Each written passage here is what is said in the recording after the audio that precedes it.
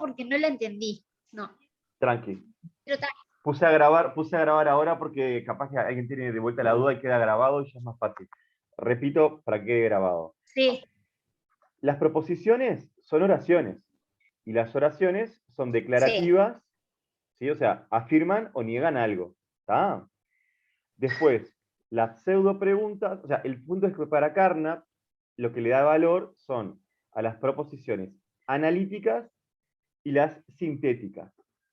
¿Tá? Las analíticas son todos los teoremas matemáticos. ¿Tá? Y las sintéticas son aquellas que se pueden comprobar con experimentos. ¿Sí? Por lo tanto, todo aquello que no se puede experimentar empíricamente es algo metafísico. Por ejemplo, la existencia de Dios. Buenas tardes. Hola, bienvenidas a todas. Le estaba explicando algo a la compañera, igual queda grabado, así que tranqui. ¿Tá? Yo ahora les cuento cuál es Buenísimo, gracias. le digo cuál es la idea de la clase de hoy. ¿Tá? Pero básicamente para los que tenían dudas pueden repasar, y recuerden que está grabado, ya lo subí, no sé si alguna lo pudo visualizar, si se ve bien, yo lo probé y se Es ve. que yo entré para ver si la podía contestar. Bien. Y no sé por qué no la puedo, no sé, desglosar Claro, a veces es difícil, tranqui, a veces es difícil redactar la respuesta, ¿tá? A veces puede pasar eso también, ¿no? Pero bueno, tranqui, hay que darle tiempo, ponerlo en papel. Lo de Carnap es bien sencillo, vos tenés que pensar eso, repito, las proposiciones que tienen valor de verdad para Carnap son sintéticas o analíticas. ¿Qué tal? Bienvenida. El problema es cuando una oración... Perdón la demora, profe. Tranqui, bienvenida, tranquila. Mi hija tenía la compu y no me podía conectar Tranqui. del celu y ahora pude. No hay problema. Le estaba explicando a la compañera algo que había quedado la duda, queda grabado igual, ¿tá? Queda grabado el tema de las proposiciones de Carnap, ¿tá? Tranquila. Sí. Última vez que lo repito y después avanzo al tema de hoy, ¿tá? Repito, para Carnap, las proposiciones que tienen valor de verdad son las proposiciones analíticas o las sintéticas, las de tipo teorema matemático o aquellas las cuales yo me puedo realizar un experimento, ¿sí? En la vida material, digamos, ¿se entiende? En lo empírico, ¿sí? Eso tiene valor de verdad. Todo lo otro es una pseudo proposición. Por ejemplo, Dios existe. Por ejemplo, la mente, ¿se entiende? Entonces, esas cosas que yo no puedo experimentar o no puedo resolver racionalmente como la matemática, esas cuestiones son pseudo proposiciones y no tienen valor de verdad. ¿Bien? ¿Estamos bien? ¿Sí? Entonces ahora ya entendí más o menos. Lo que se puede comprobar. Claro, sería la pseudo pregunta. No, la pseudo pregunta es lo que no se puede verificar. Vos pensás que, escúchame con atención. Mírame a la cámara, mírame a los ojos, escuchame lo que te voy a decir. Escuchá bien lo que te voy a decir, escuchame. Pseudo significa falso. ¿Tá? Pseudo significa falso. Entonces, pseudo proposición, falsa proposición. O sea, la respuesta no es verdadera o falsa. La pregunta en sí es falsa. Es engañosa. Por eso es una pseudo pregunta. ¿Entendés? La pregunta no tiene sentido. No se puede responder. Eso es lo que dice Carnap. ¿Está? Sí, no puedo responder una pregunta porque los términos... Ahora sí. Sí, ¿alguien quería hablar? Sí. Vero y yo también, las dos queríamos. Dale. Dale, Vero, dale. Gracias, profe. Sí, pregunten, sí. No, yo el trabajo lo hice y lo entregué, ¿no? Pero en la pregunta 2 me surgió la duda cuando tú yo igual te lo aclaré, en el trabajo mismo te puse que me había generado duda por cómo estaba planteada, porque digo, filosofía y ciencia lo plantea Bas Ferreira, que es el que está de acuerdo con las dos, vamos a decir, él cree en la ciencia, Sí. pero también cree en lo otro, en los sentimientos, en lo que no es empírico, en lo que no Bien. se puede comprobar. Bien, sí. Entonces, Hay una compañera que al está pidiendo, esperando Voy, para que ya le dé estoy, permiso para entrar a ya la estoy. reunión. Me está Sí, avisando. seguimos, sí. Gracias. Entonces, yo te la respondí esa pregunta en base a los dos. Y después lo vas a ver, pero te quería aclarar que Tranqui. capaz que por qué planteé los dos y, o sea, para que supieras. Tranqui, yo la tarea, la última, como, Sí. digamos, como política, lo que hago es, como el plazo era hasta hoy, a partir de noche ya las corrijo, ¿está? Igual pueden seguirla entregando, pero a partir Bien, de hoy, yo no las está. miré todavía esa, ¿está? Esa la voy a mirar. Pero repito, Carnap en sí lo que hace es rechazar toda, o sea, no dice que no tiene valor, lo que dice es que no tiene valor de verdad. ¿Se entiende? No es verdadero, al igual que las proposiciones sintéticas o las analíticas. ¿Está? ¿Estamos bien ahí? ¿Sí? Había otra compañera que, Cecilia, ¿vos querés preguntar algo? Sí, yo más o menos de eso también, profe. Sí, decime. Que María también, que habíamos estado justo hablando con María, que fue como que me entreveré con la pregunta, ¿Cómo dice la pero pregunta? ahora escuchándote a vos creo que lo puse bien. Igual bien. la 1, la de... Y me entreveré con las 3, vamos a decir, pero yo lo hice, pero Sí. no quedé como muy Conforme conforme, me tranqui, parece, tranqui. no sé. Yo siempre Conmigo. Tranqui, yo siempre que les intento responder, en el margen, como la tarea 1, les pongo más o menos cómo debería orientarse la respuesta, medianamente, ¿está? Pero si quedan dudas, yo lo repito, eso no hay problema, ¿está? Recuerden que capaz que es un concepto nuevo, que también hay que... Es un tema de conceptos, de manejar el lenguaje que se habla, digamos. Casi siempre que entras en un autor, siempre que entramos en un autor, hay que empezar a hablar como en el idioma del autor. Eso es lo complejo, porque los filósofos empiezan a definir conceptos o darle un sentido a las palabras que no es el común. Entonces, cuando aprendemos el significado de las palabras y qué sentido lo utilizan, y ahí vemos cómo lo utilizan para su argumento, ¿tá? Por eso, la palabra pseudo, pregunta, pseudo, proposición, a veces nos puede llevar a equivocarnos. Yo esto lo repito porque es bien importante. Pseudo significa engañoso o falso. Pseudo, pregunta, significa pregunta falsa, pregunta engañosa. No tiene respuesta. La respuesta a esa pregunta no es verdadera o falsa. Lo que es falsa es la pregunta. No tiene sentido, no se puede responder. Eso es lo que dice Carnap. ¿Está? Porque los elementos, los conceptos que incluyen esas preguntas a veces no tienen sentido. No se pueden comprobar, como el concepto de Dios, como el concepto de amor, felicidad, libertad, existencia, todas esas cuestiones que son no comprobables empíricamente o racionalmente. ¿Está? ¿Está bien? Pues arrancamos con lo de hoy, ¿les parece?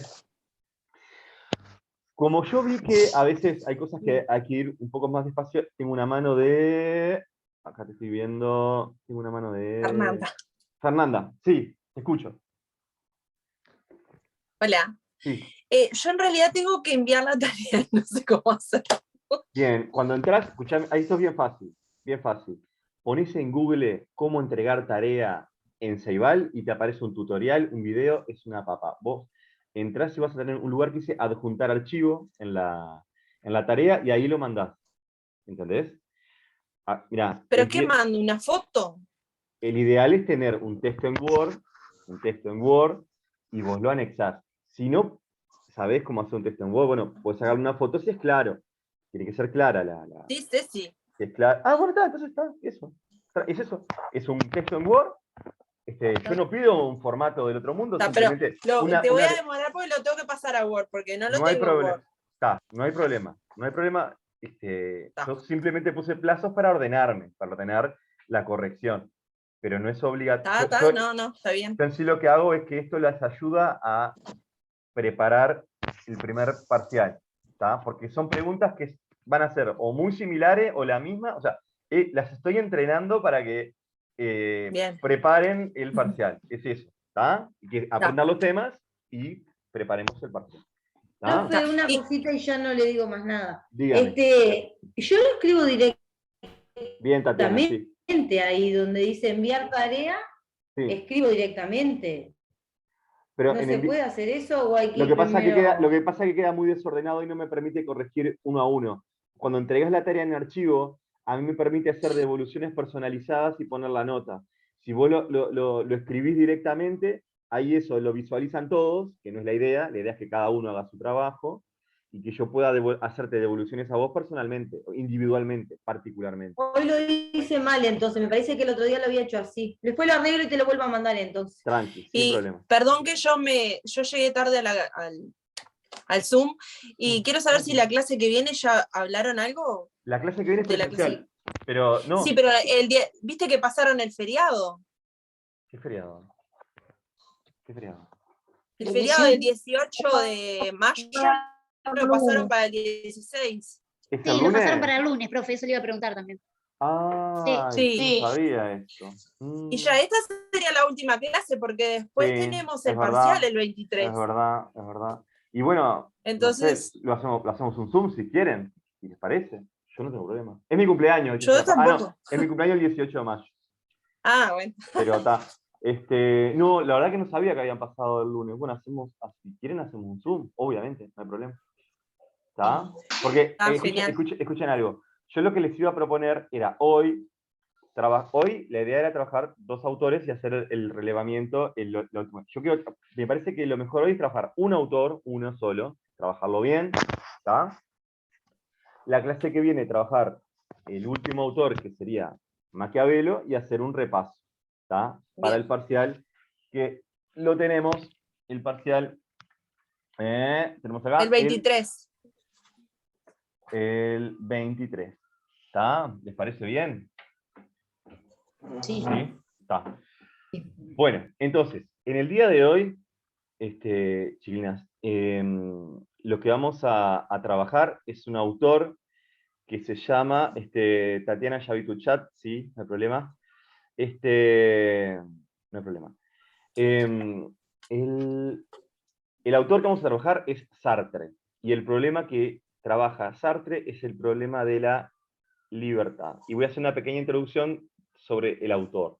El autor es francés, era miembro de la resistencia francesa cuando Alemania invade Francia, ¿sí?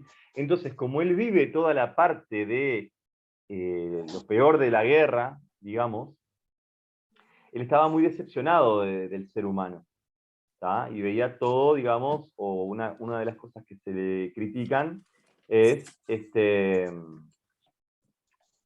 era como medio pesimista, decían sus críticos, digamos, ¿no? Pero en realidad no es así. Este texto que tenemos acerca del existencialismo, que no sé si todos lo han logrado ver, ustedes entran en la unidad 1, entran en la clase 3, y ahí van a ver, el existencialismo es un humanismo, el autor es Sartre, ¿sí? Es existencialista, ¿vieron? Existencialista, otra vez estamos hablando de la existencia, ¿sí? Ustedes van a ver el texto de Sartre, ¿sí? Y no lo voy a dar todo, voy a dar las primeras páginas. Yo le iba a decir que era largo. Por eso, no, por eso. Tiene Porque mucho texto. el texto completo correspondería a un análisis más estricto. Son las primeras páginas donde a mí lo que me interesa es el concepto de existencialismo, ¿sí? ¿A qué se le llama existencialismo? Y varias cosas que yo ya se los voy a dar acá. Yo ahora estoy compartiendo pantalla. ¿Tá? Estos ustedes lo tienen, Sí. lo tienen en la plataforma. ¿Tá? Repito, él es acusado de ser pesimista, de que, bueno, como él veía, digamos, imagínense lo que es una guerra, ¿no? Que hoy están en la trinchera y hoy eran 20 y mañana eran 15 y pasado se muere su amigo. O sea, la vida se torna algo muy frágil, ¿entiendes? Algo muy frágil. Entonces, termina la guerra y él, en 1945, hace una conferencia, hace un discurso, y es el, digamos, el pasado en limpio de ese discurso. ¿Está? Entonces, empieza diciendo que él va a responder a ciertas críticas, ¿no? A esas críticas que hablan de que el existencialismo lleva hacia el pesimismo, la quietud, ¿entiendes? Y todas esas cuestiones. Entonces empieza, ¿no? A estos diferentes reproches a todo responder hoy, por eso he titulado esta pequeña exposición, El existencialismo es un humanismo. Muchos podrán extrañarse de que se hable aquí de humanismo. Trataremos de ver en qué sentido lo entendemos. En todo caso, lo que podemos decir desde el principio es que entendemos por existencialismo una doctrina que hace posible la vida humana y que, por otra parte, declara que toda verdad y toda acción implica un medio y una subjetividad humana. El reproche esencial que nos hacen, como se sabe, es que ponemos acento en todo lo humano de la vida humana. Y bueno, y ahí empieza a definir, ¿no? Dice, ¿a qué se llama existencialismo? Acá, esto es importante. ¿A qué se llama existencialismo? Se puede definir fácilmente. Lo que implica las cosas es que hay dos especies de existencialistas. Los primeros, que son cristianos, entre los cuales yo colocaría a Jasper, a Gabriel Marcel y otros autores, y por otra parte, a los existencialistas ateos, los cuales dicen que, y atención, esto es bien importante, la existencia precede a la esencia, o si se prefiere, que hay que partir de la subjetividad. Esta es la primera máxima, que yo ahora la voy a explicar, que dice, en el ser humano, escuchen bien, la existencia precede a la esencia. ¿Ah? La existencia precede a la esencia en el ser humano. Y ahora lo voy a explicar. Atención acá. Dice lo siguiente. Consideremos un objeto fabricado. Por ejemplo, un libro o un cortapapel. Este objeto ha sido fabricado por un artesano que se ha inspirado en un concepto, que se ha referido al concepto de cortapapel e igualmente a una técnica de producción previa que forma parte del concepto, y que en el fondo es una receta. Así, el cortapapel es a la vez un objeto que se produce de cierta manera y que, por otra parte, tiene una utilidad definida, y no se puede suponer un hombre que produjera un cortapapel sin saber para qué va a servir ese objeto. Diríamos entonces que en el caso de cortapapel, la esencia, es decir, el conjunto de recetas y de cualidades que permiten producirlo y definirlo, precede a la existencia. Y así está determinada la presencia frente a mí de tal o cual cortapapel, de tal o cual libro. Tenemos aquí, pues, una visión técnica del mundo, en la cual se puede decir que la producción precede a la existencia. Punto. Lo voy a explicar ahora con otras palabras. Vamos a suponer que yo quiero fabricar esta lapicera. ¿Tá? Los seres humanos, lo primero que tenemos históricamente son necesidades. ¿Tá? Vamos a suponer que ya existe el lenguaje oral y que yo quiero escribir ahora. Necesito el lenguaje escrito. Es una necesidad, necesito algo. Entonces primero surge la necesidad. Luego viene la idea. Bueno, ¿cómo soluciono ese problema? ¿Cómo soluciono esa necesidad que tengo? Y surge la idea de crear algo, que yo todavía no le llamo lapicera, de crear algo para escribir. Lo pienso, lo elaboro en mi mente, y luego, como soy un artesano, lo fabrico. Lo fabrico y lo uso. O sea que antes de que existiera esta lapicera, ya existía en mi mente. ¿Se entiende? La idea de lapicera, el objeto, la esencia.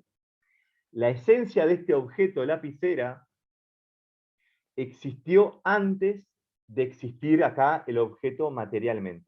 ¿Tá?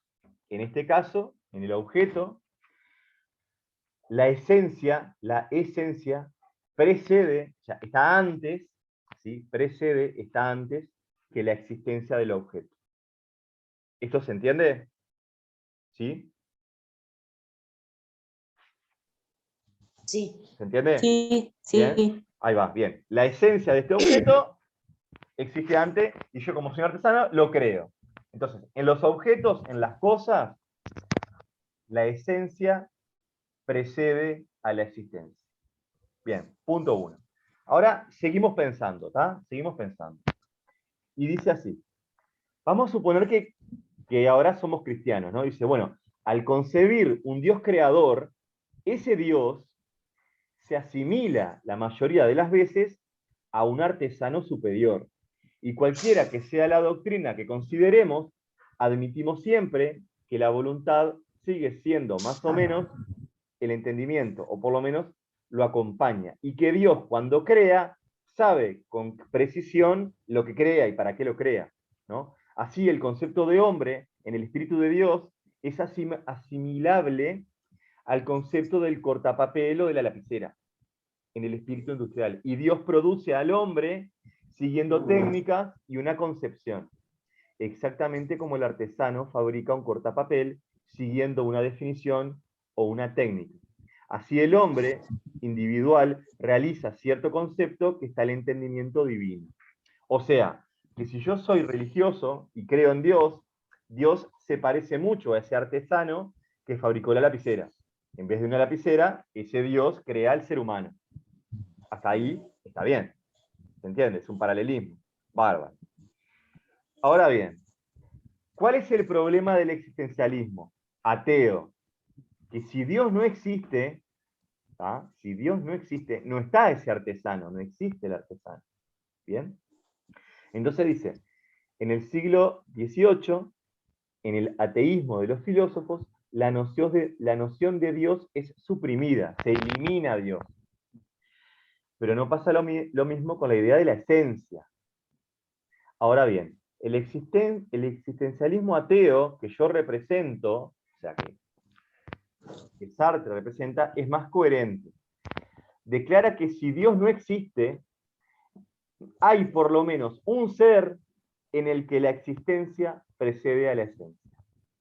Un ser que existe antes de poder ser definido por un concepto, y que este ser es el hombre, o como dice Heidegger, la realidad humana.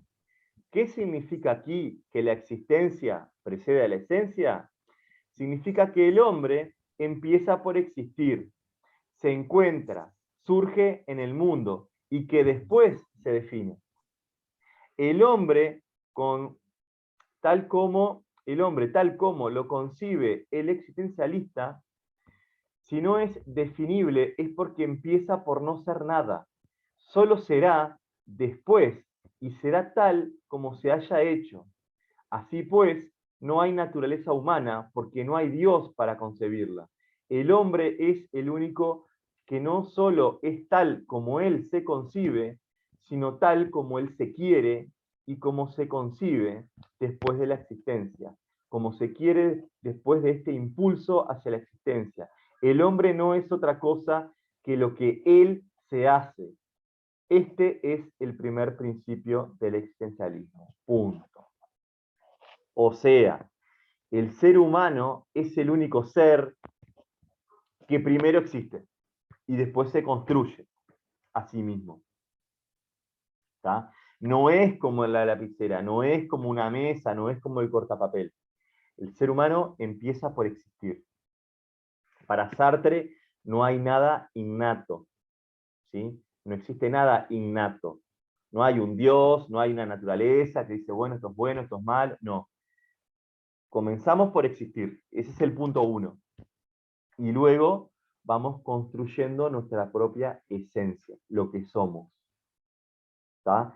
Esa es la diferencia entre un ser humano y cualquier objeto. Repito. El existencialismo dice que en el ser humano la existencia precede a la esencia.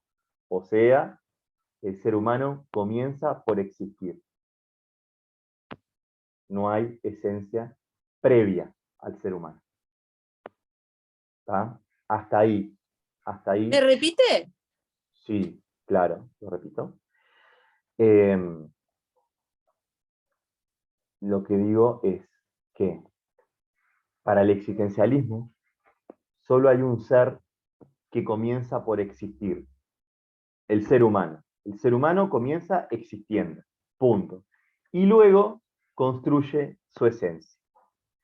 Todo lo demás, todo lo otro, como esta lapicera, antes que esta lapicera estuviera acá frente a mí, primero tuvo que haber una esencia, alguien que lo pensara, alguien que lo necesitara y alguien que lo haya construido. ¿Tá?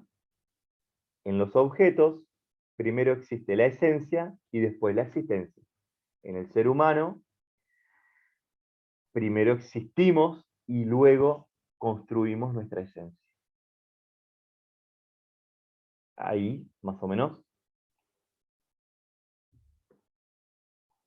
¿Qué les parece? ¿Se entendió la idea? Es bien intuitivo, repito. Sí, se entendió. ¿Sí? Bien. ¿Puedo avanzar entonces en la idea? Sí, profe. ¿Avanzó? Sí, Bien. sí. Sigo. Entonces dice que el ser humano, escuchen esto, es un proyecto. Nosotros somos nuestro proyecto. ¿Qué les parece a ustedes? No sé si lo han leído o no. ¿Cuál es el problema que vendrá? Digamos. Dijimos que el ser humano, entonces, ustedes en esta ficha tienen una actividad ahí que, si vieron las primeras 2 páginas, y tienen una actividad que ahí ya pueden, por ejemplo, practicar. ¿Tá? ¿Qué consecuencia hay si no hay un Dios que me crea? ¿Qué consecuencia hay? ¿Qué les parece? Si yo comienzo existiendo y yo soy mi proyecto, ¿qué problema puede haber?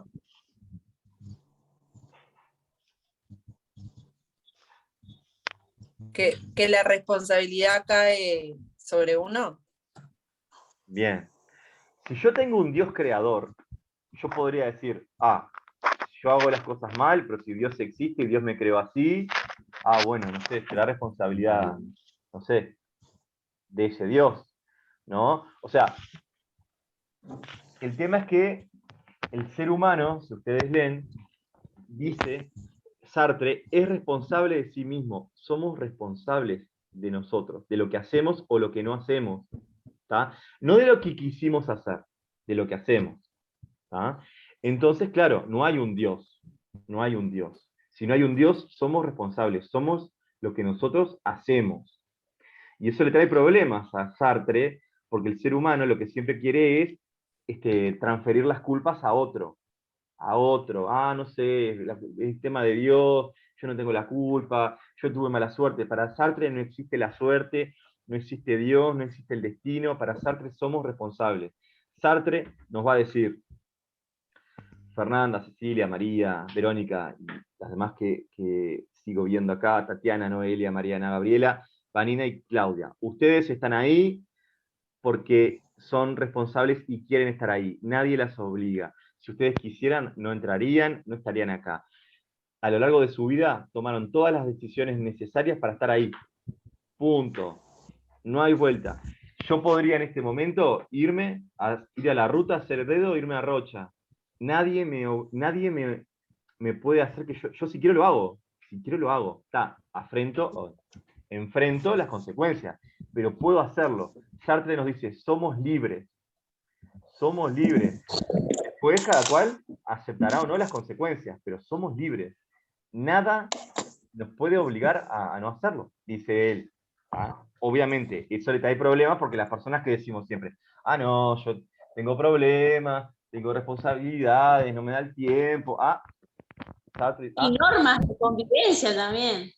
Las normas de convivencia, Sartre dice que esas normas de convivencia solo van a surgir por un tema de responsabilidad común, pero no hay un Dios. Antes había un Dios que decía, no matarás, esos son los primeros códigos de conducta. No robarás, no matarás, ¿no? Todo está en la Biblia. Y de ahí evoluciona hasta las normas jurídicas. ¿Tá? Pero si no hay Dios, de hecho no hay nada que naturalmente sea bueno o malo.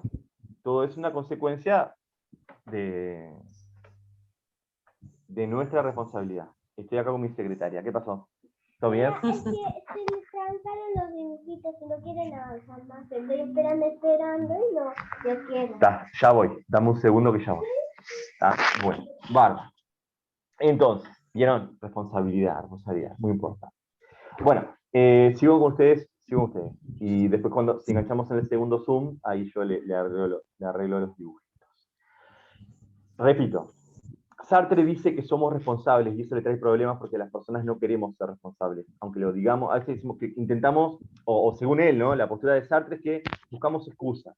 No, tengo problemas, no, nací pobre, no, yo tengo que trabajar 20 horas, no. Bueno, Sartre dice, no, es tu responsabilidad. Por eso es duro lo que dice Sartre, por eso no lo quería mucha gente, porque Sartre dice, no, mirá, vos sos el culpable de tu vida, sos el responsable de lo que te pasa, lo que te pasa.